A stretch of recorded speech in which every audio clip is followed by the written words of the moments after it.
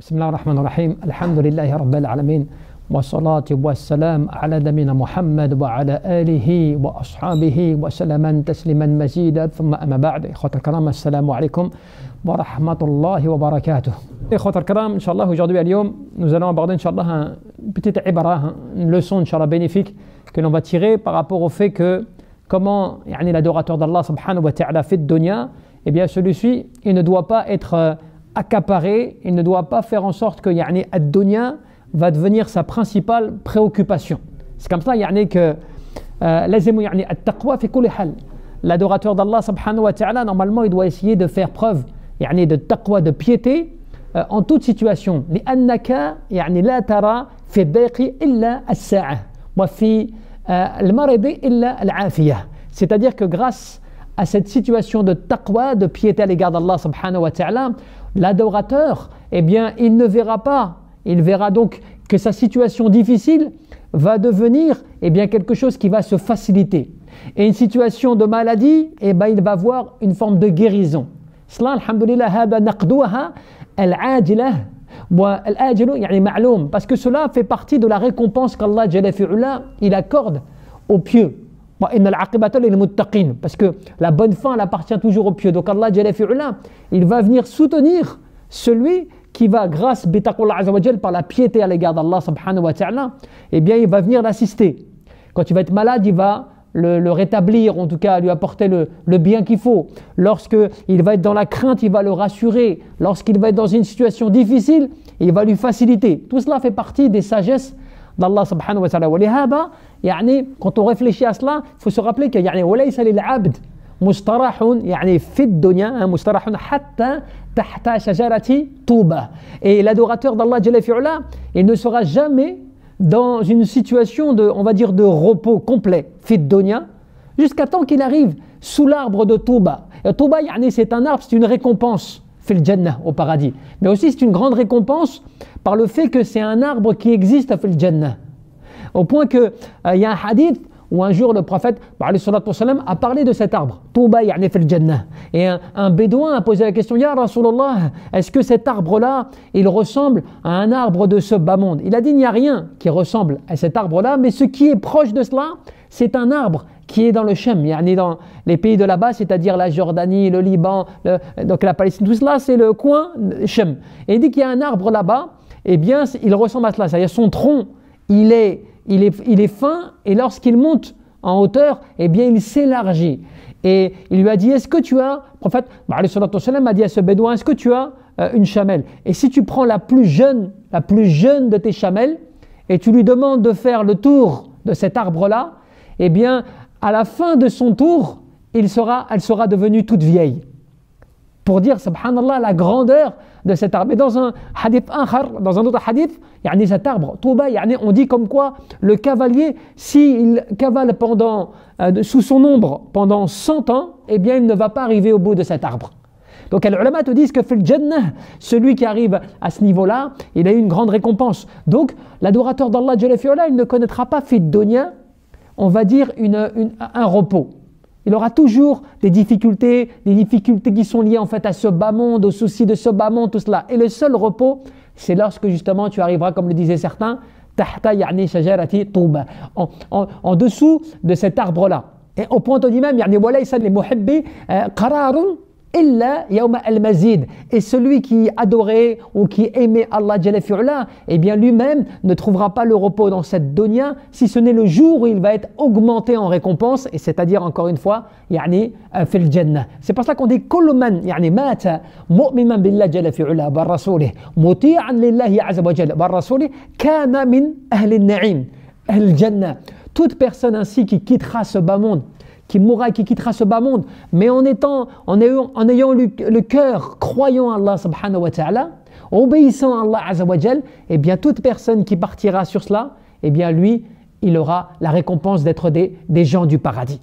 Cela, Allah jalla fi'ala nous le confirme, Ya ayyuhalladhina amanu ittaqullaha haqqa tuqatih wa la tamutunna illa wa antum muslimun. Ô vous les croyants, ne mourrez donc craignez Allah d'une véritable crainte. Craignez Allah comme il se doit, comme il doit être craint, et ne mourrez qu'en état de soumission totale.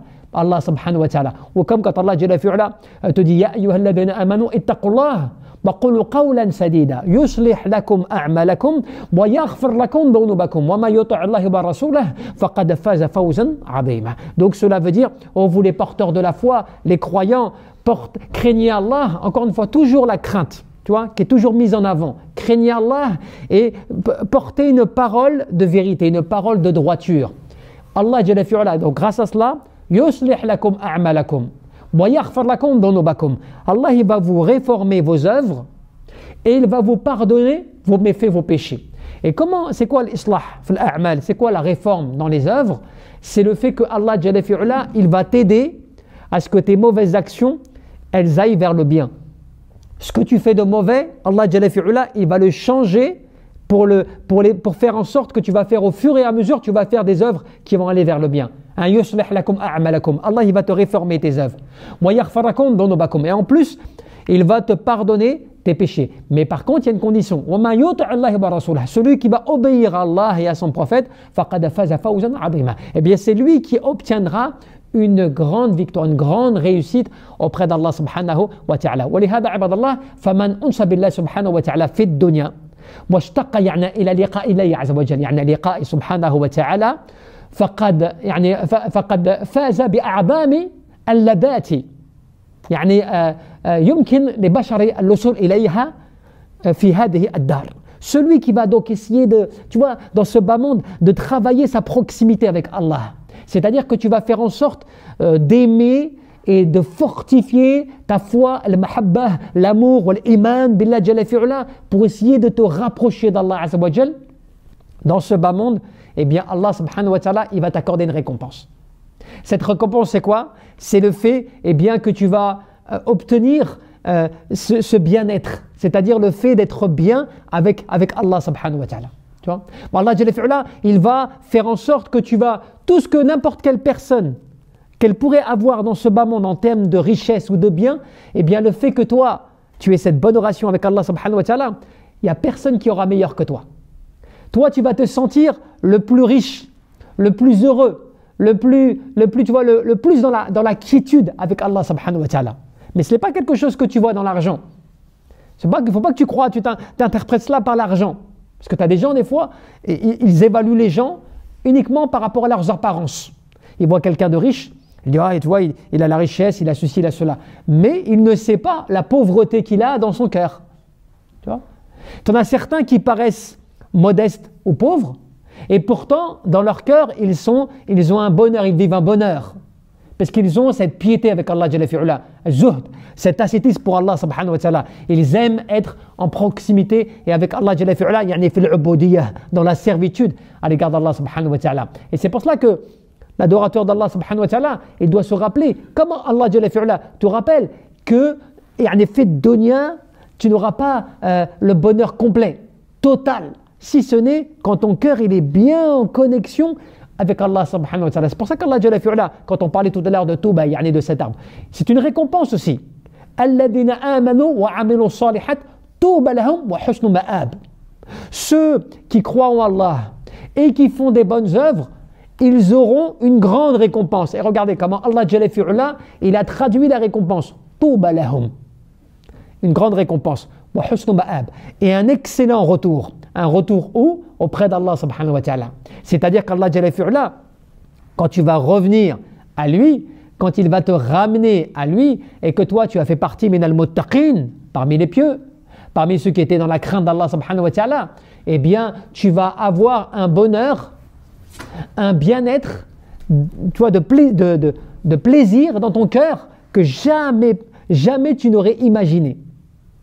Et cela, c'est grâce à la foi. Il n'y a que cette richesse de la foi, de l'iman billah jalla fi'ala, fil amal salih, dans les bonnes œuvres, qui permet à l'adorateur d'Allah subhanahu wa ta'ala de vivre cela. C'est pour cela que dans ce bas monde, tu as tant de soucis des fois. Tu ne te sens pas forcément apaisé, parce qu'en fait, tu vois, on a ce problème de connexion avec Allah. On n'arrive pas à régler notre bonheur avec Allah subhanahu wa ta'ala. Donc, qu'est-ce qui se passe? Eh bien, c'est les inquiétudes de ce bas monde, c'est les soucis de ce bas monde, tu vois, c'est cette vie mondaine, eh bien, qui prend le dessus sur ta raison. Et donc, qui te fait croire que, tu vois, c'est difficile, j'y arrive pas, j'ai pas la force, j'ai pas ceci, j'ai pas cela, alors qu'en réalité, En réalité, si tu réfléchis par la foi avec ton cœur, tu verras que tout cela n'est rien. Tout cela en réalité n'est que des épreuves. C'est qu'un chemin un peu épineux, tu vois, un chemin un peu épineux que tu dois traverser, mais à la fin de ce chemin, le bonheur, il est énorme. Tu vois, la récompense, elle est sans mesure. Et si quelqu'un y réfléchit au bonheur tout le temps, et il se rappelle seul avec Allah subhanahu wa ta'ala, eh bien, tu vois, le chemin épineux, il va devenir plus facile à supporter. C'est vrai. Quand toi, tu sais et tu connais la récompense, c'est comme quelqu'un quand il fait des études. Il passe des nuits blanches des fois, et il passe ses week-ends, et il travaille, et il révise, et il apprend, et il mémorise. Tout cela pourquoi? Pour arriver à obtenir son diplôme. C'est une difficulté pour lui. Tu vois, il se prive de beaucoup de choses, des loisirs, des sorties, de fréquenter les amis, parce qu'il n'a pas le temps. Il doit se concentrer à ses révisions afin d'obtenir le diplôme qu'il souhaite. Mais pourquoi? Parce qu'il sait qu'à travers ce diplôme, ou cette réussite qu'il veut à travers le diplôme, eh bien que cela va lui faciliter beaucoup de choses. Donc, qu'est-ce qu'il fait? Il supporte et il accepte les difficultés.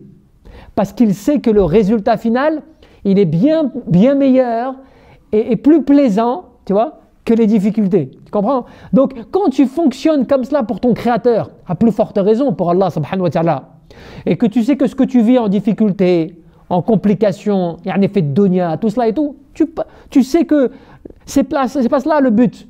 La finalité, elle n'est pas là, elle est à la fin. Et la fin, c'est quoi? Il y a un Allah subhanahu wa ta'ala, fil jannah, au paradis.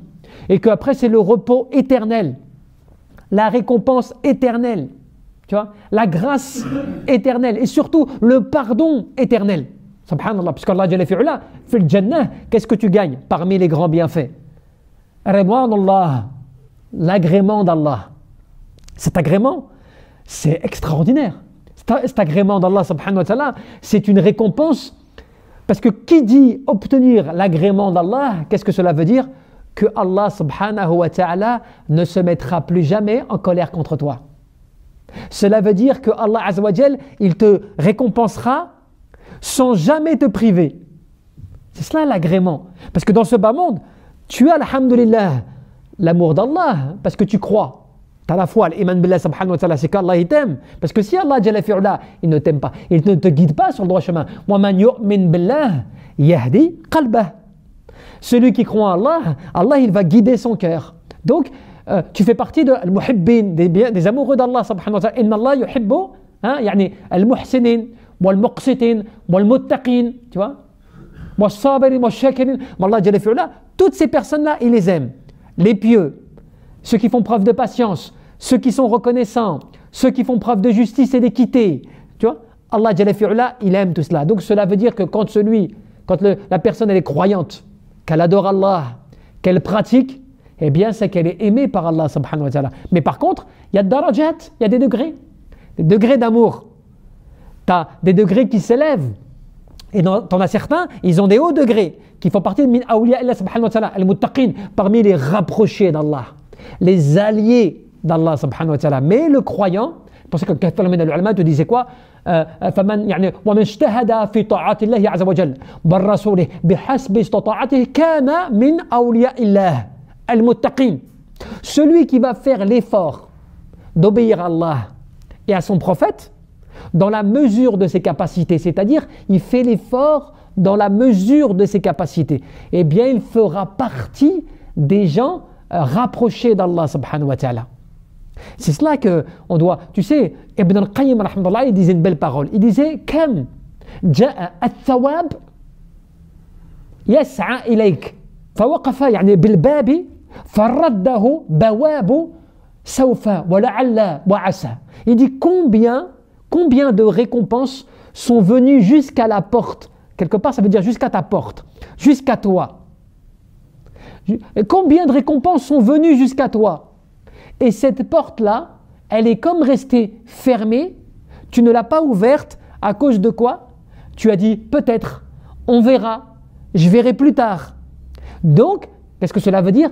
Tu as manqué beaucoup de récompenses qui sont venues à toi. Mais toi, tu n'y as pas porté attention. Tu as trouvé d'autres excuses. Tu as trouvé at-taswif, yani, le fait de repousser les choses au lendemain. de ne pas profiter. Parce que ça, des fois, tu le vois tous les jours, des fois, des choses comme cela. Par exemple, tu as quelqu'un, des gens veulent venir à lui. Ils sont dans le besoin. Toi, par exemple, tu vas te dire, bon, je verrai une prochaine fois. Là, pour l'instant, j'ai pas le temps. J'ai déjà donné, par exemple. Alors qu'il se peut que ces gens-là, qui sont vraiment dans le besoin et sincèrement dans la demande, parce qu'ils ont vraiment un vrai besoin spécifique, eh bien toi, en les aidant, en réalité, tu aurais pris peut-être beaucoup de récompenses. Sauf que tu as laissé cela à une prochaine fois. Cela ne veut pas dire qu'à chaque fois tu vas répondre à la demande, mais c'est pour dire qu'il y a des demandes, il y a des choses, des occasions qui viennent à toi, mais toi, tu vas les négliger. Ou tu vas te dire, on verra demain, ou je verrai un autre jour, tu vois, ou peut-être, je vais réfléchir. Par exemple, un frère vient te voir et te dit, voilà, je te propose ceci, qui est une bonne action qu'on peut faire. Toi, tu vois, je vais voir, je vais réfléchir. Mais tu vas l'oublier, cette occasion. Tu vas l'oublier, cette proposition. Donc, tu perds quoi? Tu perds beaucoup de récompenses. C'est comme ça. Et cela, c'est dû à quoi? À l'occupation de notre cerveau pour ce bas monde. Parce que l'ulama te dit quoi? Al-ishtighal. يعني بالآخرة دار القرار سبب السعادة والفوز بنعم الله سبحانه وتعالى ولا ينقصه من رزق شيئا. Celui qui va s'occuper de l'au-delà, cela veut dire quoi? Tu vas concentrer tes réflexions aussi beaucoup dans la journée ou dans ta vie à penser à ce que tu devras rendre compte demain pour l'au-delà. Aussi, par exemple, tu vas essayer à chaque fois, chaque jour, de réfléchir sur tes bonnes actions, sur tes bonnes œuvres. Parce que tu ne veux pas perdre de... Tu vois, donc tu calcules l'au-delà. Eh bien, il dit, celui qui réfléchit comme ça, qui s'occupe à cela, eh bien, celui-ci, il va, comment dirais-je, utiliser l'une des grandes causes qui mènent au bonheur. Cela, c'est une des plus grandes causes qui mène au bonheur et au fait de se rendre compte de la grande récompense qu'Allah t'a accordée. Mais surtout, rien de cela au fait de penser à l'au-delà, de réfléchir à l'au-delà, de penser à ce que tu vas rendre compte comme compte demain devant Allah subhanahu wa ta'ala et de travailler en réfléchissant beaucoup à cela, jamais cela ne va diminuer ton rizq, tu sais, ta subsistance. Il y a beaucoup de gens, quand tu leur dis profite du rappel, profite de lire le Coran, profite dans tes journées de te consacrer toujours au rappel d'Allah subhanahu wa ta'ala, eux ils te disent des fois oui mais moi tu vois je suis quelqu'un de très occupé, j'ai beaucoup d'activités par exemple, et ils pensent que en faisant cela, qu'est-ce qui va se passer? Ils pensent qu'ils vont perdre quelque chose de ce bas monde, soit de l'argent, soit une occasion mondaine, soit tu vois quelque chose, un intérêt mondain. Alors que rien ne sera diminué de ta subsistance en te concentrant sur l'au-delà. ولكن الاشتغال بالدنيا دار يعني الفانية يورث الهموم والغموم والأحزان ويفرق يعني الشمال كذلك ولا يزيده من رزق شيئا. Alors que celui qui va se concentrer à ce bas monde, écoutez bien, celui qui va dire oui moi non, il y a des choses à faire dans ce bas monde, j'ai beaucoup d'argent à gagner, il y a des choses que je dois faire. En fait, il perd beaucoup de temps à se consacrer dans les intérêts mondains. Eh bien, qu'est-ce que cela provoque en lui? Cela provoque en lui des angoisses, des soucis, de la tristesse, et en plus de cela, cela disperse ses affaires.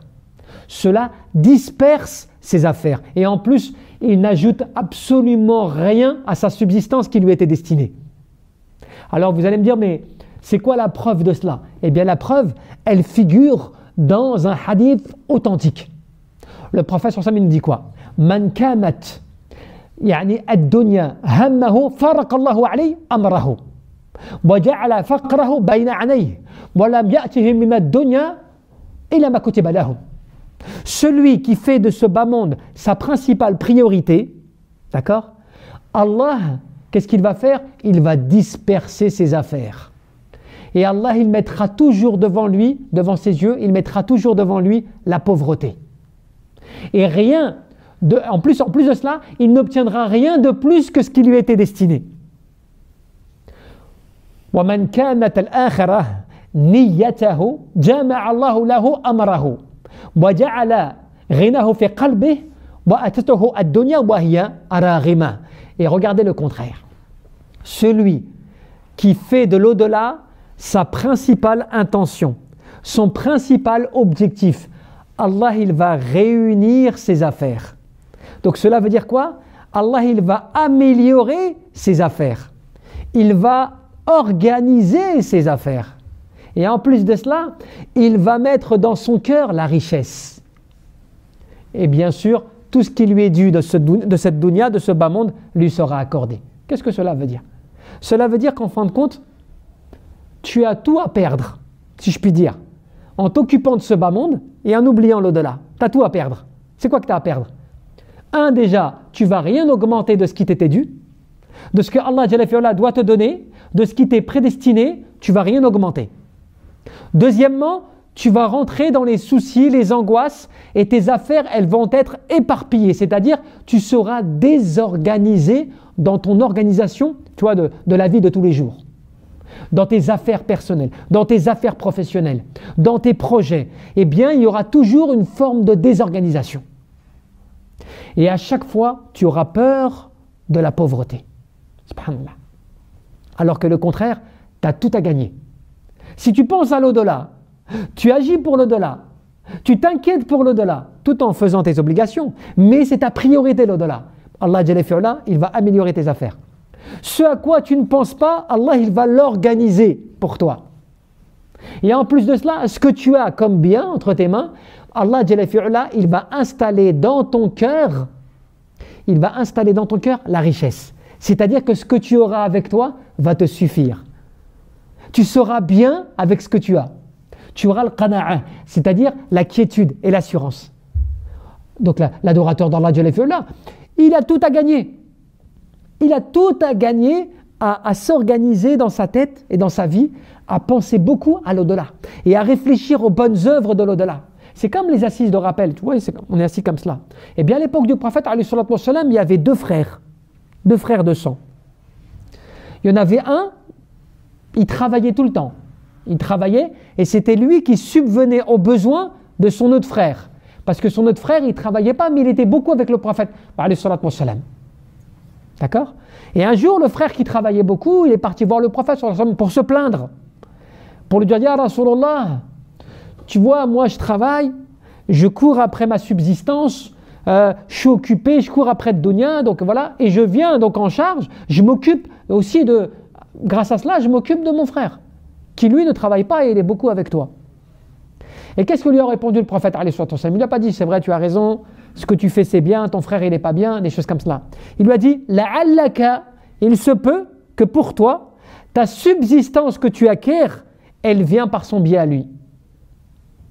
Il se peut que la rizq que tu as dans ton travail, tout ce que tu obtiens dans ton travail, il est dû à lui. Pourquoi? Parce que lui, en fait, quand il était beaucoup avec le prophète, il était à la recherche de la connaissance, de la bénédiction, du bien de l'au-delà. Cela ne veut pas dire, attention, hein, travaille pas. Tu vois, c'est pas bien de beaucoup travailler. Bien sûr, il faut travailler, il faut faire ce qu'il y a à faire. Mais c'est pour dire que tu ne sais pas d'où elle vient la bénédiction. Toi, tu crois des fois que c'est toi qui as le travail. C'est toi qui réunis le travail. C'est toi qui as décroché le contrat. C'est toi qui... Alors que c'est Allah Jalla fi'ala qui t'a donné. Mais il se peut qu'il t'a donné pas à cause de tes efforts personnels. Il t'a donné parce que toi, tu as fait des sadaqat. Il t'a donné parce que toi, tu aides des gens. Il t'a donné parce que toi, tu es venu en aide auprès de quelqu'un, pour quelqu'un. Ou il t'a donné parce que toi, tu appliques tes adorations, par exemple. Tu fais tes prières, tu respectes l'heure des prières, tu respectes ta religion, tu lis le Coran. Eh bien, par ce biais-là, Allah Jalla fi'ala, il t'accorde la subsistance. Et toi, tu ne le sais même pas. Toi, tu crois que c'est toi qui ramène cela. Toi, tu crois que c'est ton intelligence qui ramène cela. Alors que c'est Allah Jalla fi'ala. C'est pour ça qu'Allah Jalla fi'ala te dit, يعني تلك الدار الآخرة نجعلها للذين لا يريدوا علوا في الأرض ولا فسادا والعاقبة للمتقين. L'au-delà, nous l'accordons, regardez bien, nous l'accordons à ceux qui, sur terre, ne cherchent pas à s'élever ou bien à causer du désordre ou de la perversité. Deux choses. Ils ne cherchent pas à s'enorgueillir, à s'élever, ou bien ils ne causent pas de tort dans ce bas monde. C'est-à-dire, tu ne causes pas d'injustice. Tu ne causes pas de perversité. Tu ne causes pas de désordre dans ce bas monde. Allah Jalla fi'ula, il accorde à eux, ces gens-là, donc cela veut dire quoi? Qui font preuve de piété. À eux, il leur accorde eh bien, la demeure de l'au-delà. Et il te dit, et la bonne fin appartient à ceux qui sont qui? Ceux qui font preuve ainsi de piété. C'est pour ça que ad-dunya kullaha awaluha wa akhiruha yani ila karajulin nama nawmah. Ce bas monde, comme le disait Ahmed al-Ulama al-Salihin, Ibn Kathir rahmatullah fi tafsirihi, il te disait quoi? Il te disait ce bas monde, en réalité, du début à la fin, et voyez bien la métaphore. Ce bas monde, du début à la fin, il est à l'exemple d'un homme qui dort, qui est dans un sommeil. فأرى في منامه يعني بعد ما يحب ثم انتبه. Il voit dans son rêve des choses qui lui plaisent, des choses qui sont agréables. Et soudainement, il se réveille. Vous voyez? Donc ça veut dire en fait que ce bas monde, il est un peu à cette image. C'est que toi, ce bas monde, il t'attire. Il est plaisant, tu vois, il est attirant, il est attrayant, comme cela. Et puis, en réalité, tu penses que de ce bas monde, c'est vraiment l'intérêt. Il faut que tu profites. Jusqu'au moment où tu te réveilleras. Mais lorsque tu vas te réveiller, ce sera lorsque tu seras ressuscité dans ta tombe. Le vrai réveil, il est dans la tombe. C'est pour ça que Kathir min as-Salihin, beaucoup de pieux te disaient, actuellement, nous sommes comme dans une forme de rêve. Mais le véritable réveil se fera dans la tombe. Parce que dans la tombe, tu te réveilleras véritablement et véritablement tu seras exposé eh bien, à ce que tu as réalisé dans ce bas monde. Et là, véritablement, tu vas te rendre compte de ce qu'il en est de ce bas monde et de ce qui t'attend. C'est là qu'Allah Jalla fi'ala t'informera par le biais de ses anges ce qu'il en était. Et tu sais que quand tu as été croyant, quand tu as été fervent dans l'adoration d'Allah Jalla fi'ala, yuthabbit Allahu alladhina amanu bil qawl athabit fil hayat ad-dunya wa fil akhirah. Allah viendra assister ceux qui ont la foi. Et il va les raffermir d'une parole, alhamdoulilah, de vérité. C'est-à-dire, fait de dunya, mais aussi fait le barzakh, c'est-à-dire dans la tombe. Et c'est comme cela que Ali, vous savez, Ali, qui était le 4e calife de l'islam, min al-khulafa ar-rashidin, il disait une belle chose aussi. Et qui est une réalité, il disait, ad-dunya daru, yani sadaq, liman sadaqaha. Ce bas monde, c'est une demeure de véracité pour celui qui sait faire preuve de véracité dans ce bas monde, de vérité. Wadar najah liman yani fahima anha. C'est aussi une demeure de secours. Hein, tu vois, de secours, dans quel sens? Pour celui qui aura compris de quelle manière il peut être secouru par l'adoration d'Allah, par le dévouement à l'égard d'Allah, par la consécration dans l'adoration. Et enfin, كذلك يعني الدنيا دار يعني غنى دار غنى لمن تزودوا منها. Et c'est aussi une demeure de richesse, mais pour qui? Pour celui qui aura préparé ses provisions. Tu vois? وتزودوا فإن خير الزاد التقوى. Allah Jalla fi'ala te rappelle dans le Coran, il te dit quoi? Préparez vos provisions. Et la meilleure des provisions est la piété. Donc, l'adorateur d'Allah subhanahu wa ta'ala, quand il réfléchit et qu'il analyse bien la situation, il verra que, eh bien, dans ce bas monde, il a un rôle à jouer. Tu as un rôle à jouer. Ce rôle-là, soit tu le comprends, maintenant tu le comprends, tu sais que Allah Jalla fi'ala, il t'éprouve, soit avec ta famille, soit avec tes biens, soit le fait que tu sois dans telle situation ou telle situation. Allah Jalla fi'ala, il t'éprouve afin de voir de quelle manière tu vas te comporter. Donc soit tu comprends, alhamdoulilah, et tu vises l'au-delà, et tu ne manques pas à l'au-delà, et tu te rappelles tout cela, soit bien évidemment, tu vas oublier cela, et tu vas calculer uniquement ce bas monde, comme beaucoup de gens. Ils font de ce bas monde leur priorité, leur richesse principale. C'est pour cela qu'il y a des gens qui vont voler, il y a des gens qui vont commettre des crimes, il y a des gens qui vont commettre du mal, il y a des gens qui vont commettre du tort. Il y a tout cela parce que les gens, qu'est-ce qu'ils visent à travers leurs actes? Souvent, ils visent un intérêt mondain. Ils visent le fait que pour eux, ce qu'il y a à faire dans ce bas monde, c'est un profit tout de suite. Comme si quelque part, il n'y avait plus de choses après la vie. Alors que le croyant, il se retient, il patiente, il s'abstient, il se prive pour Allah subhanahu wa ta'ala. Et surtout parce qu'il sait que même si tu vois de ce bas monde ce qui te plaît, toi tu sais au fond de toi-même que c'est pas là pour durer. Il y a un poème qui dit quoi? ليس ليس خير في الدنيا لمن لم يكن له من الله جل في علا في دار المقام نصيب وإن تعجب الدنيا رجالا فإنه متاع قليل وزوال قريب. Qu'est-ce qu'il dit ce proverbe? Il dit dans ce bas monde il n'y a rien, la khayra fi الدنيا, il n'y a rien dans ce bas monde qui soit considéré comme un bien pour celui qui n'a pas de la part d'Allah une demeure qui lui est déjà préparée dans l'au-delà. Tu vois, dans ce bas monde, il n'y a pas de bien pour la personne. Si elle n'a pas déjà une partie, tu vois, de la demeure éternelle qui est réservée pour elle dans l'au-delà. Cela veut dire quoi? À travers l'adoration, qu'elle est soumise à Allah, qu'elle adore Allah, qu'elle fait partie de celle qui est consacrée dans l'adoration. Donc à travers ce biais-là, toi, tu prends une part dans l'au-delà. Tu vois? Donc celui qui n'a pas cela, eh bien il n'a aucun bien par rapport à ce bas monde. Et surtout, il y a des personnes qui vont s'étonner de belles choses de ce bas monde, ou de beauté de ce bas monde, ou de certaines personnes qui obtiennent des grands biens. Mais il sait, lui, que cela est une jouissance temporaire et que certes la mort est proche. L'air de dire, de toute façon, tu devras quitter ce bas monde. Donc voilà le croyant comment, alhamdulillah, bil iman, avec la foi en Allah subhanahu wa ta'ala, avec la réflexion, comment il ne doit pas perdre de vue, tu vois, cet objectif. C'est-à-dire, tu dois réfléchir, penser à l'au-delà, tout en faisant ta vie. Profite de ce bas monde, agis dans ce bas monde, vois ce que tu as de ce bas monde qu'Allah t'a donné, mais tu dois à travers ce bas monde rechercher l'au-delà. À travers ce qui t'a été donné, tu dois rechercher l'au-delà. Tout ce qu'Allah t'a donné, que ce soit des richesses, ou un enfant, ou des enfants, ou une épouse, ou une famille, ou quoi que tu aies, des bienfaits de ce bas monde, ce n'est pas là uniquement pour que tu profites comme cela. C'est là pour que tu utilises cela aussi pour arriver dans le bien et dans le licite auprès d'Allah subhanahu wa ta'ala. طيب إن شاء الله والله أعلم. نسأل تبارك وتعالى أن يرزقنا الإخلاص في القول والعمل والنية.